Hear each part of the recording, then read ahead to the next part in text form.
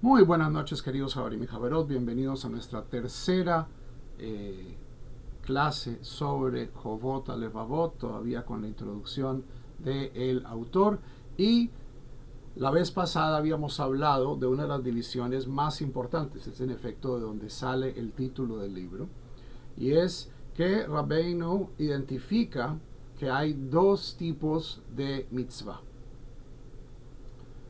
dentro del judaísmo. Esto es una discusión interna, ¿cierto? Estamos tratando de aclarar cuál es la ciencia de la Torá, que no es teología, es la ciencia divina, es tratar de entender a Dios. Y en este caso hay mitzvot de los miembros, mitzvot evarim, y hay jovot halevavot, obligaciones internas que un ser humano no cumple con sus miembros físicos, sino que cumple con su conciencia, con su vida interior. Los deberes de los miembros asimismo se dividen en dos partes. Aquellas personas que estudiaron el Rambam conmigo hace 2 años recordarán esta categoría. La primera consiste en preceptos que la razón había dictado, incluso si la Torá no los hubiera hecho obligatorios. Esto ya lo hemos cubierto, pero es bueno recordarlo. Es Hukim u Mishpatim. Mishpatim son aquellas mitzvot que tienen una base racional, que yo puedo explicar razonablemente, mientras que los Hukim son aquellas mitzvot como Shatnes, Kilaim, no mezclar leche con carne, que no tienen una razón evidente. Okay, los deberes del corazón, se nos dice por otra parte, tienen todos una base racional. Todos los preceptos son mandamientos positivos o mandamientos negativos. A esto era a lo que me refería con lo del Rambam, ¿cierto? Recordemos que el Rambam, esto es otra de las listas que está aquí en el canal, por si no nos acompañaron en esa clase, donde el Rambam lista las 365 mitzvot negativas de la Torah y las 248 mitzvot positivas. Y he dado una pequeña explicación. Es el Sefer HaMitzvot, es una introducción al Mishneh Torah, y la clara división es mandamientos positivos, que es haga esto, coma matzah, agite el lulav, póngase tefilín, ayude a su vecino cuando se haya caído su asno, harás peregrinaje a Jerusalén 3 veces al año. Todas estas cosas son mandamientos positivos. ¿Qué son mandamientos negativos? Es no haga tal cosa, abstenerse de hacer algo, no matar, no robar, no comer comida no kasher, etc. No necesitamos explicar esto para los deberes de los miembros porque estos son universalmente conocidos. Esta es una categoría que se llevaba trabajando desde el Talmud, mitzvot positivos y mitzvot negativos. Sin embargo, con la ayuda de Dios mencionaré los mandamientos positivos y negativos de los deberes del corazón para que sirvan como ejemplo de los que no se citan. Entre los mandamientos positivos de los deberes del corazón está, y vamos a ver qué verbos está utilizando. Creer que el mundo tiene un creador que lo creó de la nada, que no hay nadie como él. Entonces tenemos cuestiones de creencia, que reconozcamos su unidad, que le sirvamos en nuestro corazón. Esto está 2 veces en el Shema. Que reflexionemos sobre las maravillas de sus obras. Hay una diversidad de acciones positivas dentro de este término de Jovot Alevavot, de los deberes del corazón, para que éstas sirvan como evidencia de él, que pongamos nuestra confianza en él. Cuestiones relacionales, que nos humillemos ante él, que le reverenciemos. Todo esto ocurre internamente. Que temamos y nos sintamos avergonzados cuando consideremos que él observa nuestro ser exterior e interior.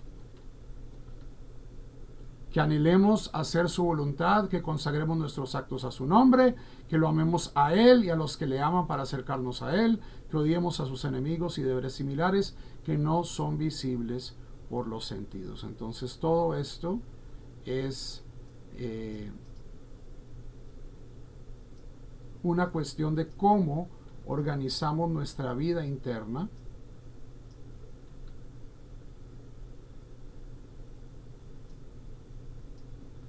y emocional. Amemos, odiemos.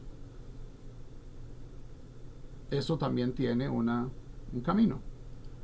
Los mandamientos negativos de los deberes del corazón son los inversos de los que acabamos de mencionar. Ok, fácil, le decimos hacer lo contrario de esto está mal. También se incluye entre ellos no codiciar, no vengarse, no guardar rencor. Como está escrito, no te vengarás ni guardarás rencor. La Torá está repleta de injunciones éticas, donde se nos está diciendo hay que moderar también la vida interna. Entre ellas, que nuestra mente no se obsesione con las transgresiones, ni las desee, ni se proponga hacerlas y otras cosas similares que están ocultas en el hombre y que solo el Creador observa, como está escrito, yo el Señor escudriño el corazón, pruebo la mente, Jeremías 17, la lámpara de Dios, el espíritu del hombre, Ner Hashem, Nishmat Adam, que escudriña todas las profundidades del corazón. Y entonces, ¿qué quiere hacer Rabbeinu? Como la ciencia de la Torá se ocupa de dos partes, mandamientos externos e internos, estudié los libros de nuestros predecesores que vivieron después de los compiladores del Talmud. El Talmud se termina de escribir más o menos en el año 600. Rabbeinu está al final del siglo XI. Entonces hay 500 años de distancia. ¿Y qué tipo de literatura tenía acceso él? Rabbeinu está en Zaragoza y la mayor parte de la actividad intelectual judía había estado sucediendo en Bagdad, al otro lado del Mediterráneo. Que Rabbeinu tuviera esta claridad y esta cultura muestra la riqueza y el esplendor de las comunidades sefaradíes que, a pesar de estar en otro lado del mundo, pudieron traer todos los textos y todos estos libros que existían pero que venían siendo compuestos en otros lugares. Ellos compusieron muchas obras que tratan de los preceptos. En la esperanza de aprender de ellos la ciencia de la religión interior, descubrí, sin embargo, que todo lo que se proponían explicar y aclarar se clasificaba en tres categorías. De nuevo, Rabbeinu le gusta el 3. ¿Qué es? Él quería encontrar la ciencia interior y se pone a buscar en el material que ha encontrado. La primera, explicar la Torah y los libros de los profetas. Esto es lo que se llama en hebreo darshanut. Tratar de explicar los versículos. Y esto se hace de una de dos maneras. O bien explicando las palabras y el contenido, como hizo Rabbeinu Saadia de bendita memoria, en sus comentarios de la mayoría de los libros de la Escritura. No solo Saadia no solo explicó las palabras de la Torá, sino que Saadia traduce el Tanaj al árabe. El Tanaj, en este momento, la población, cuando Saadia vive en Irak, siglo IX, X, y es Gaón, se da cuenta de que la gente ya no habla arameo, ya no habla mucho hebreo, y lo que la gente necesitaba era una traducción de la Biblia a la lengua que se hablaban, que era el árabe, bueno, el judeo árabe. Y se sienta y compone una traducción que y además una traducción y una exégesis que trata de explicar esto es lo que está diciendo la Torah, el Pshat, la versión contextual de la Torah, la versión más simple. O bien explicar el lenguaje y la gramática, las formas gramaticales y los usos en todas sus variedades, así como prestar atención a la exactitud del texto, como los libros de Ibn Ganaj, los masoritas y su escuela. Había gente que le ponía atención al contenido de la Torá y había gente que le ponía atención a la forma de la Torá. todo el acervo de la cantilación, por ejemplo, la melodía con la que se lee la Torá, con la que se lee en efecto todas las escrituras hebreas tienen melodía. Eso fue preservado por gente a la cual le interesaba más bien eso, la forma del texto, que la gramática, entender la gramática del texto, entender el hebreo, entender la melodía. Y sobre eso había libros, Ibn Ganach, los masoretas. Esta es la primera escuela de lo que él ve, de los libros a los cuales él tiene acceso. La segunda clase de libros a los cuales tiene acceso Rabbeinu. Compilar la explicación de los mandamientos en forma resumida, como la obra de Rav Hefetz Ben Yatzliach de bendita memoria, o solo de los mandamientos que se aplican hoy en día, como Alajot Psukot, Alajot Gedolot y colecciones similares, o de temas especiales como los hicieron los Geonim en su responsa sobre deberes prácticos y sus decisiones. Esto es Alajá. Esto es Biblia. Los primeros libros, o sea, Rabbeinu tenía acceso a estudios sobre la Biblia, tanto la forma del hebreo como el contenido de la Biblia. También había colecciones de Alajá, pero miren que es un panorama desolador. Bueno, no desolador, pero sí bastante más pobre antes de que llegue el Rambam. El Rambam no ha nacido. El Rambam nacerá en 50 años. ¿Qué hay en ese momento? Hay explicación de los mandamientos en forma resumida. Hay listas de los mandamientos que se aplican hoy en día. Alajot Psukot, Alajot Gedolot, son todos colecciones de las escuelas de los Geonim, o temas especiales como hicieron los Geonim en su responsa sobre deberes prácticos en sus decisiones. Los Geonim, entre ellos también Saadia, fueron las primeras personas en escribir monografías halágicas. Por ejemplo, estas son todas las halajot que pertenecen al tema de Gitín, al tema de divorcios. O estas son todas las halajot que pertenecen a los temas de préstamos. ¿Por qué? Porque los Geonim tenían una labor. El imperio persa, donde vivían los sabios del Talmud y luego los califas abasidas, cuando el Islam conquista esto, le daban bastante autonomía a las comunidades judías. Y los Geonim tenían entre sus responsabilidades elegir jueces para todas las pequeñas comunidades judías de Mesopotamia.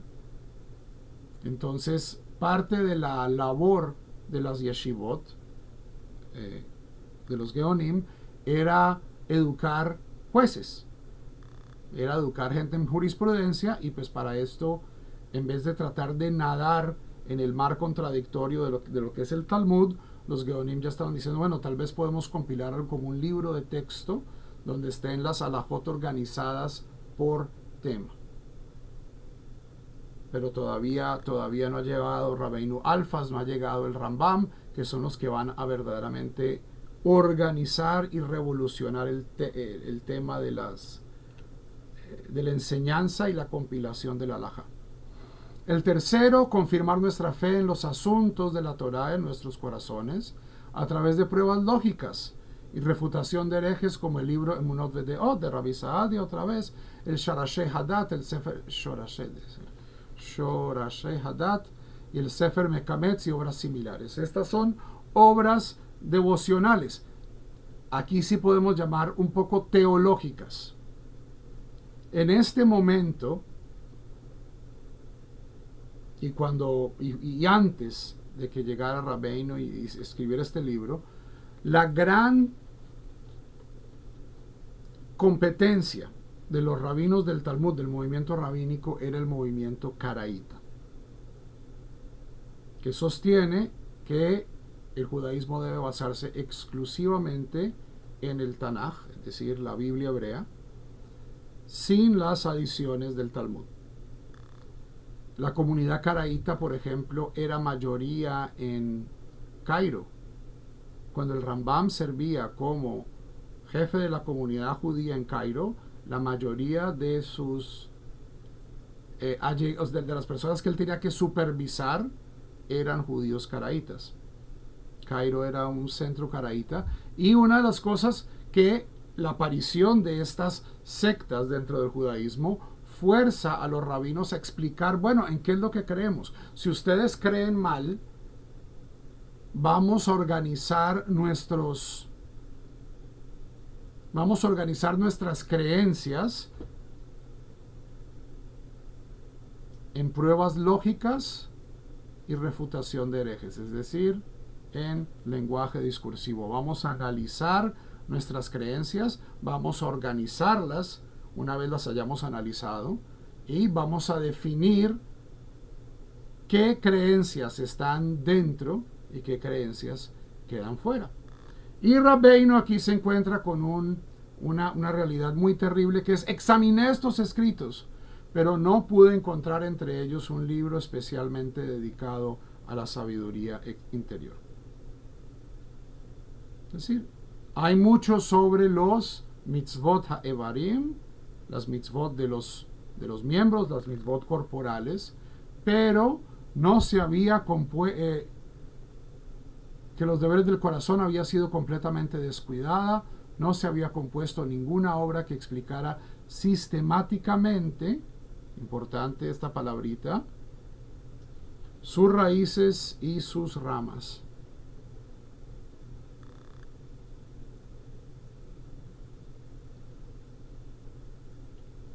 Entonces, eso es lo que está tratando de hacer Rabbeinu. ¿Y por qué el énfasis en sistematicidad, en organizar las cosas en árboles de conocimiento? Porque esta es la manera en la que nosotros facilitamos el aprendizaje. La revolución científica que nos va en 10 siglos, que nos separan de Rabbeinu, nos va a llevar un momento de internet y de descubrimientos fantásticos y de una revolución en la escala del universo y lo que hemos descubierto de astronomía. Todo esto comienza con la noción de que si yo organizo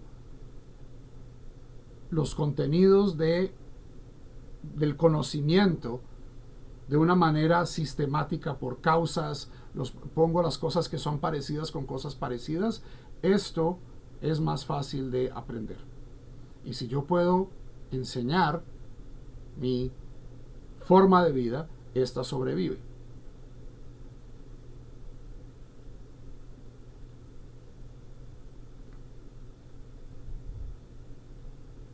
Tenemos tiempo.